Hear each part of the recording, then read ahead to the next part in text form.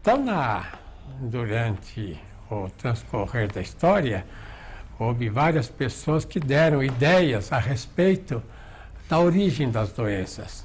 O Freud, por exemplo, ele, a partir do século XIX, ele começou a dizer que a doença viria de algo histérico. O que seria, né, algo histérico?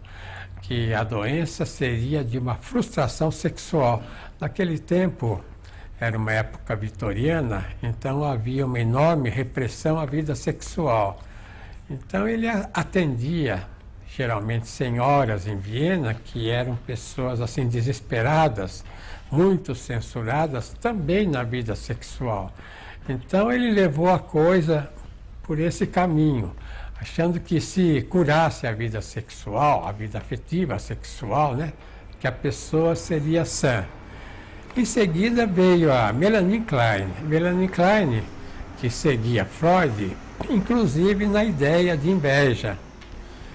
Ela dizia que a questão da inveja era primordial, não da frustração sexual, que a pessoa ficaria doente porque ela teria esse sentimento de inveja, já que ela traz pelo nascimento, e que depois, com o tempo, esse sentimento de inveja faria ela ser contra toda a vida, seria contra as outras pessoas, que ela seria ingrata com a própria mãe. Até a Melanie Klein deu a ideia do seio bom e do seio mau, que a criança boa, ela tem gratidão pelo seio que a mãe oferece, o leite que a mãe dá, a alimentação que a mãe dá.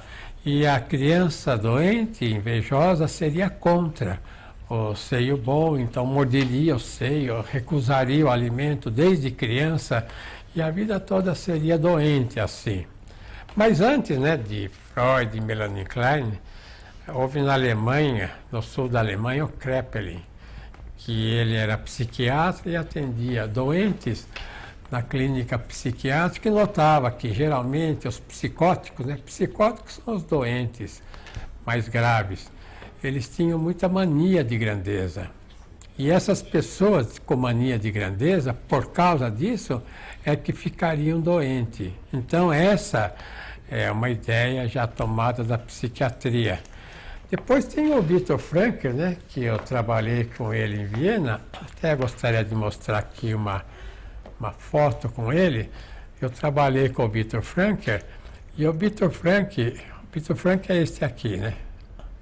O Viktor Frankl achava que a questão da doença é devido, ele chamava de neurose noogenética, que a pessoa tem um vazio interno, que a pessoa sentindo aquele vazio, não conseguindo preencher na existência. Ele era analista existencial, então a pessoa ficaria doente.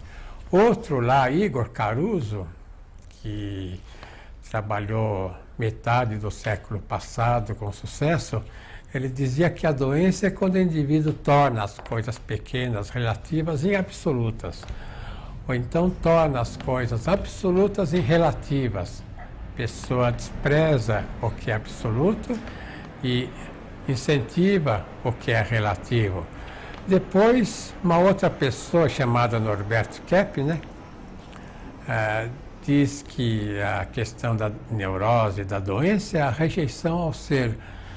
Eu gostaria de mostrar aqui, eu fiz o trio das enfermidades, que talvez esclareça de uma certa maneira a origem. Trio das enfermidades. Aqui é o Kraepelin, que falava que o indivíduo fica doente porque ele tinha mania de grandeza. Ele pensava que era grande demais, e então com isso saía fora da realidade.